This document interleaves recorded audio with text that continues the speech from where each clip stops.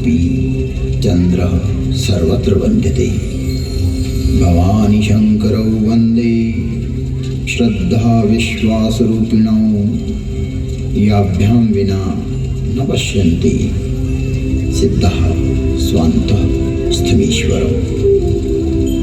तुम त्रिभुवन गुरुवेद बखाना आन जीव पावर का जाना। विश्वनाथ ममनाथ पुरारी त्रिभुवन महिमा विदित तुम्हारी, विदित तुम्हारी, विदित तुम्हारी।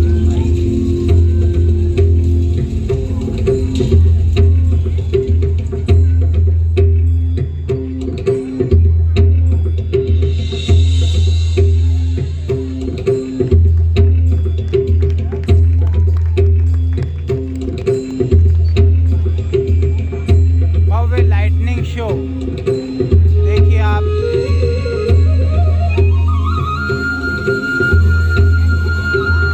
जय हो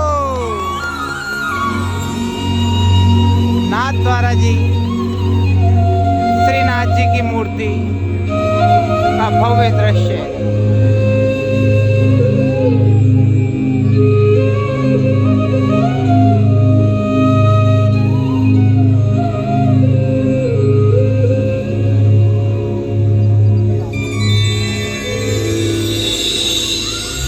मैं विश्वास बोल रहा हूँ, मैं सर्वव्यापी हूँ, मेरा संपूर्ण विश्व में वास है, क्योंकि मैं विश्वास हूँ, विश्वास हूँ, विश्वास हूँ।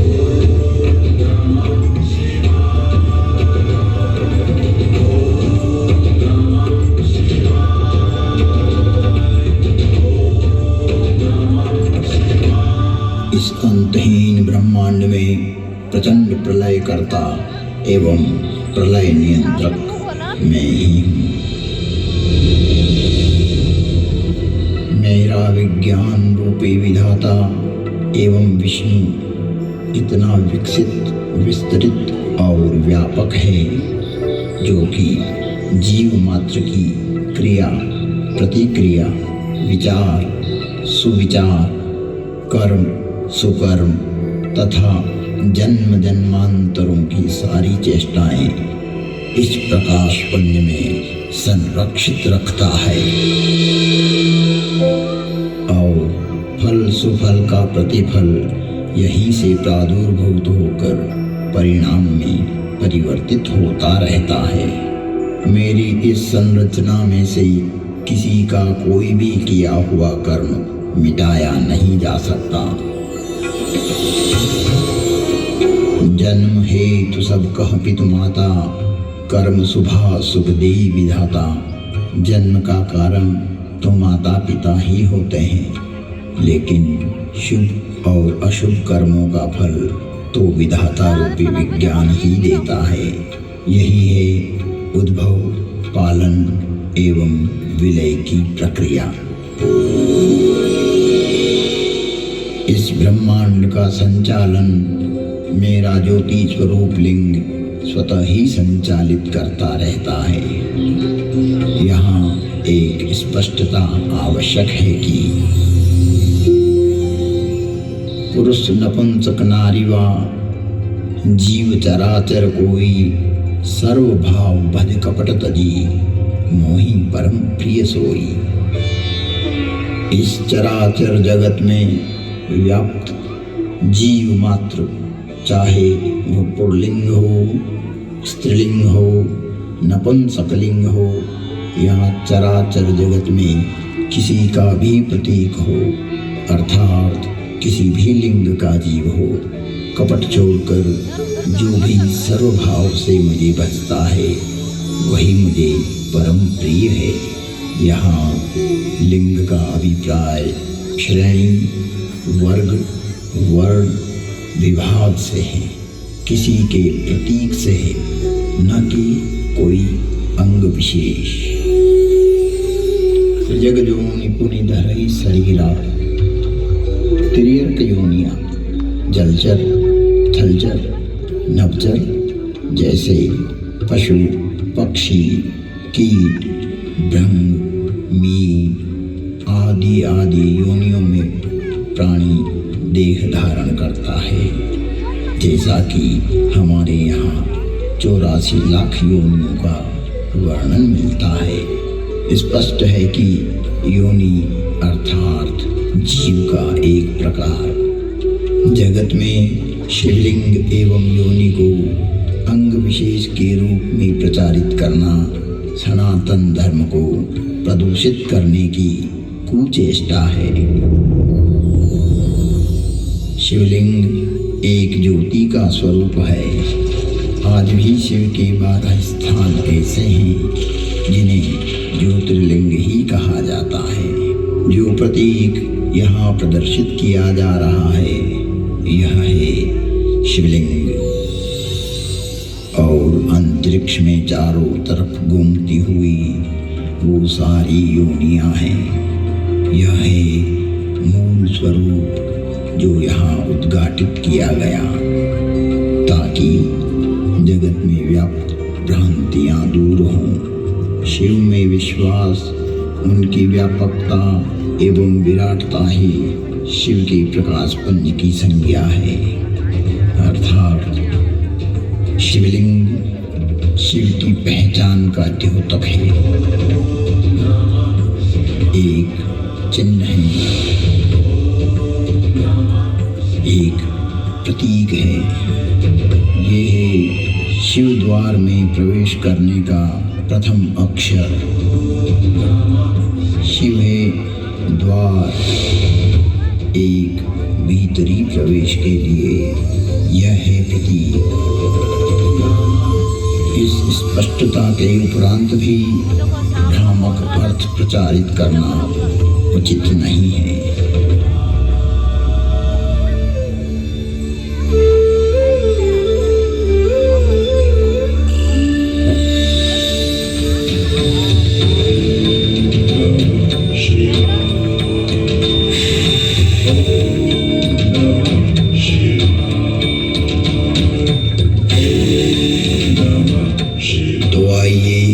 प्रवेश करते हैं एक कालातीत कथा में जिसकी काल गणना असंभव है। घटना युगों पहले की है कि जब अनेक अंतरिक्षों में अनेक ग्रहों पर उद्भव, पालन और संहार हो रहा था।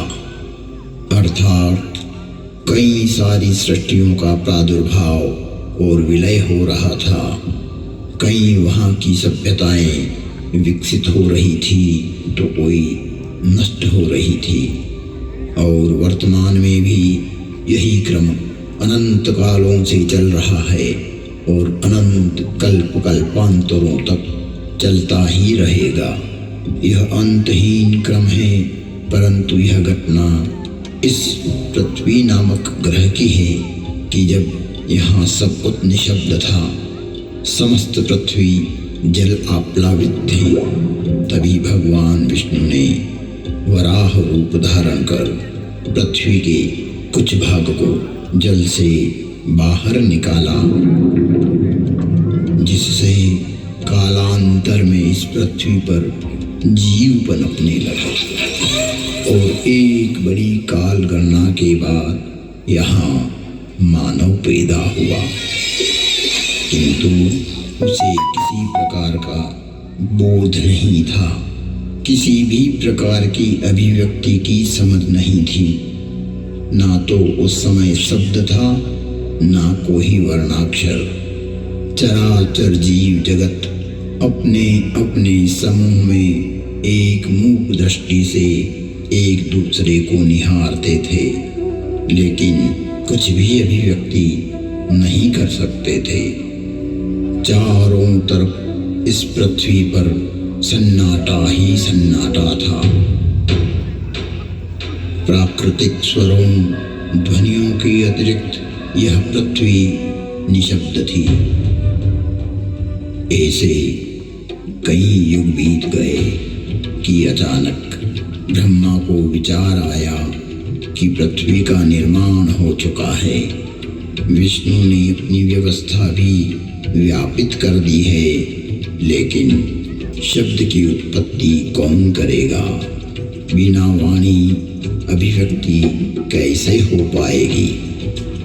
जब ब्रह्मा और विष्णु को प्रेरणा हुई कि देवों के देव महादेव ही इस सृष्टि में शब्द की स्थापना कर सकते हैं, शब्द ब्रह्म का दान दे सकते हैं,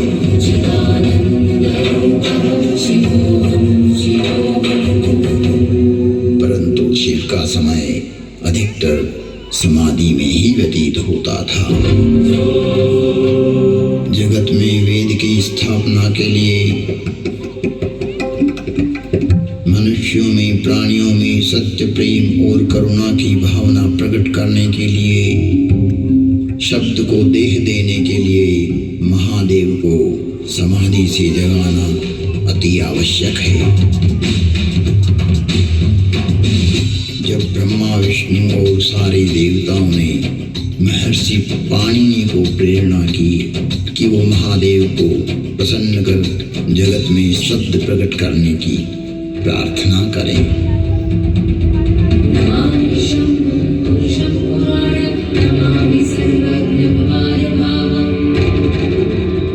महर्षि पाणिनि की निष्प्रिय एवं जगत कल्याण की भावना से की गई तपस्या ने भगवान शिव की समाधि में विघ्न डाला। महादेव की समाधि असमय भंग हो गई। महादेव की जागते ही उनका रौद्र रूप प्रकट हुआ और उन्होंने अपना नाद शस्त्र डमरू उठाया और भयंकर तांडव करने लगे।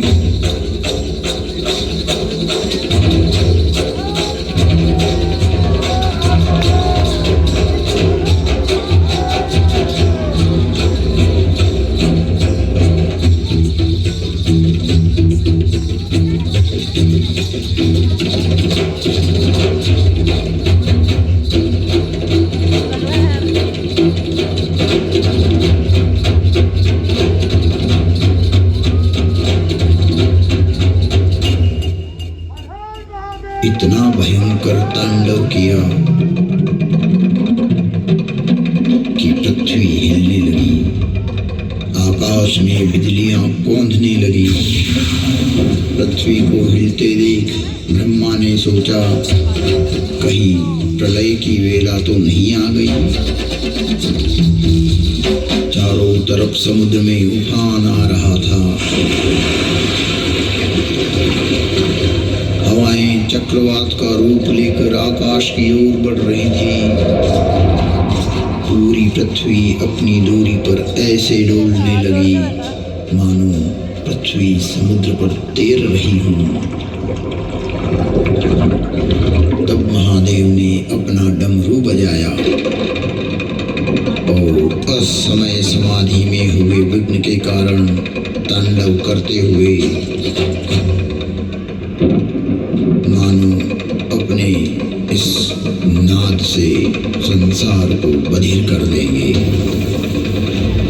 इस सृष्टि को समाप्त कर देंगे और उसकी तीव्रता को प्रकट करते हुए प्रचंड एवं भीषण गणगोर ध्वनियां पैदा करते हुए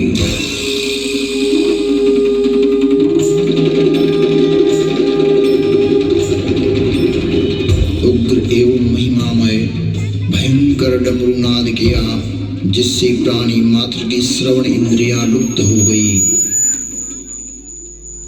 नाद इतना भयावह था कि प्राणी मात्र के कर्ण भेद हो गए। कुछ काल के लिए यह स्थिति बन गई। महादेव तांडव करते हुए अपनी उग्र नाद वाद्य से कुछ ऐसी शाब्दिक रचना की जो आज इस भूमंडल पर शब्द और श्रवण का कारण है, जिसे महर्षि पाणिनि ने अवरुद्ध हुई अपनी श्रवण इंद्रियां पुनः जागृत होने पर शब्दों में पिरोया। जगत कल्याण के लिए महादेव की प्रेरणा से नाद वाद्य से निकली हुई ध्वनियां जो आज इस संसार में व्याप्त है। इस भूमंडल पर कोई भी व्यक्ति किसी भी भाषा में अपनी अभिव्यक्ति करता हो, उसका उद्गम स्रोत महादेव का डमरू ही है। और वो डमरू इस प्रकार बोला, ऐं ऋ ऋ ऐं ऐऔ हयवरट लण यमगणनम जभय गणदश जब गणदश खप चटत चटतव कपय शशशर हल।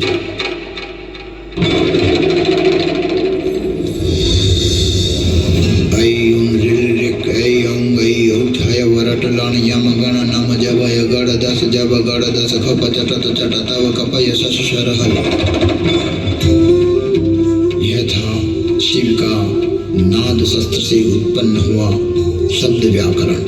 इससे शब्द की संरचना हुई और डमरू ने जिस प्रकार ये 14 शिव सूत्र परमात्मा शिव ने जगत को दिए, वो आज सभी की अभिव्यक्ति का कारण है। इति माहेश्वराणि सूत्राणि अनादि संज्ञार्थानि ऐसा मंत्या इतः हकारादि स्वकार उच्चारणार्थ लणमध्ये तत्संज्ञकः। शिव के नाद तांडव के बाद संज्ञा, संधि, ओष्ठ, जिह्वा, कंठ, नासिका, पुल्लिंग, स्त्रीलिंग, नपुंसकलिंग आदि आदि वर्णों की उत्पत्ति के स्थान तय हुए। वाणी में व्यापकता आई, वाणी की श्रेणियां निर्धारित हुई, वर्ण का लिंग तय हुआ।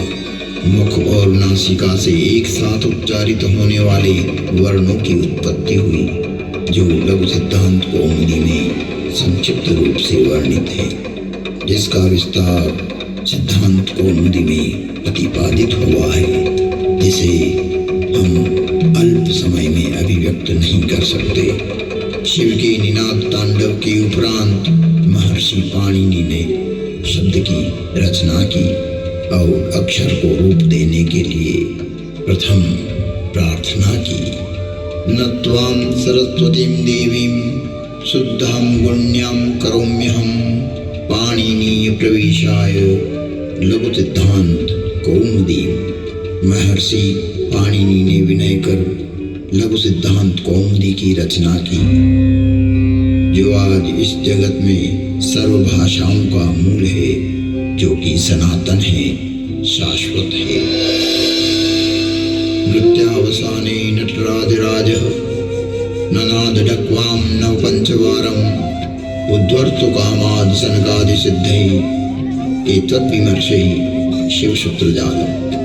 तुम त्रिभुवन गुरुवेद बखाना, आन जीव पावर का जाना, विश्वनाथ ममनाथ पुरारी, त्रिभुवन महिमा विदित तुम्हारी।